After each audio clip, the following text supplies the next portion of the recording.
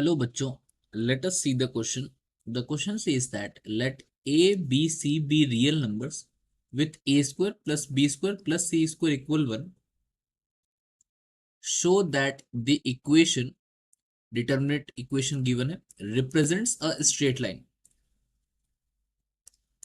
तो बच्चों इस क्वेश्चन के अंदर जो की कॉन्सेप्ट यूज होगा, जैसा कि हम देख सकते हैं, हमें एक डिटर्मिनेट इक्वेशन दे रखी है और उसे रिप्रेजेंट करना है हमें एक स्ट्रेट लाइन. तो स्ट्रेट लाइन की जनरल फॉर्म क्या होती है? वो होती है general form of a straight line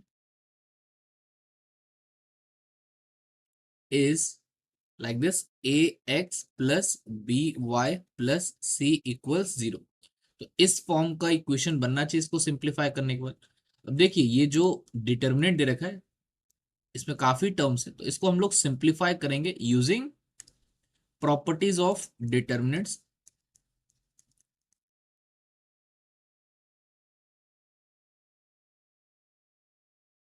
तो सबसे पहले कौन सी प्रॉपर्टी यूज करेंगे वो हम देखेंगे. सबसे पहले हम लोग ये डिटर्मिनेंट की इक्वेशन लिख लेते हैं.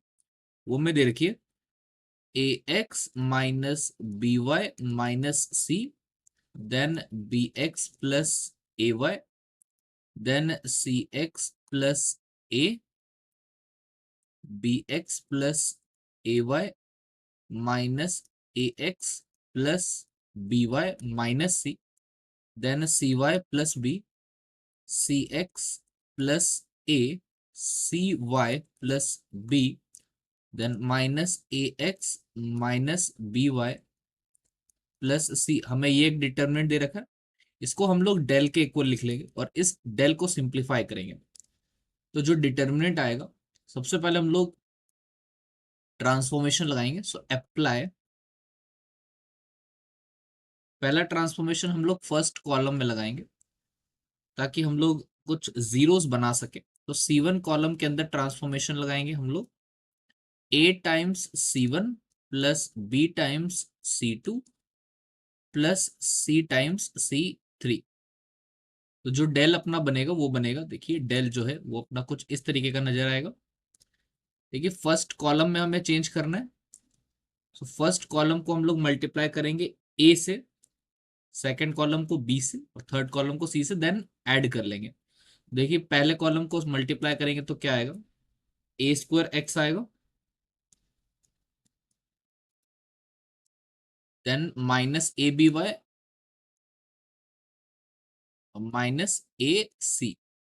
देन सेकेंड कॉलम को बी से, सो B square x plus a b Y, तो plus b square x plus a b Y, और थर्ड को सी से, सो सी स्क्वायर एक्स प्लस ए सी आएगा, so plus c square x plus a C.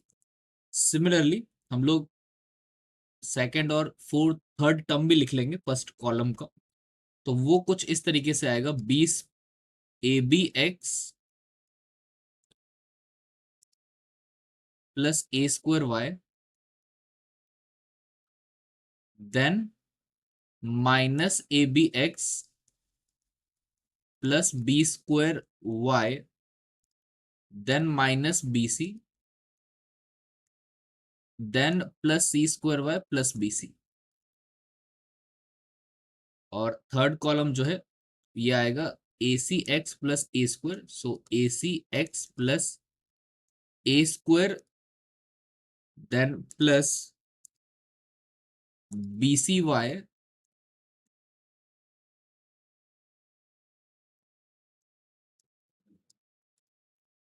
Plus b square, then minus a c x minus b c y plus c square. और second column third column तो same ही रहेगा, so b x plus a y minus a x plus B y minus c, then c y plus b, then c x plus a, c y plus b, and then minus ax minus by plus c.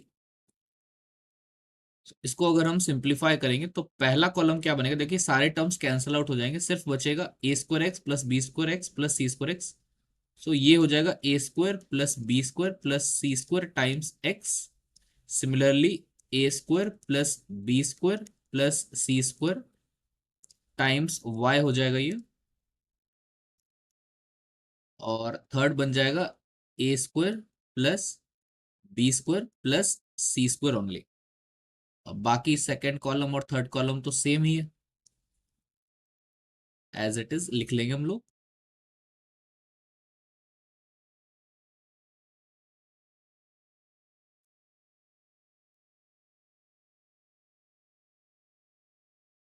तो ये हम लोगों ने इसको लिख लिया। अब a square plus b square plus c square की वैल्यू तो हमें सवाल में दी गई है, किसके इक्वल है वो, 1 के इक्वल है। So since a square plus b square plus c square equals 1, so ये जो डेल है हमें हमारे पास ये बन जाएगा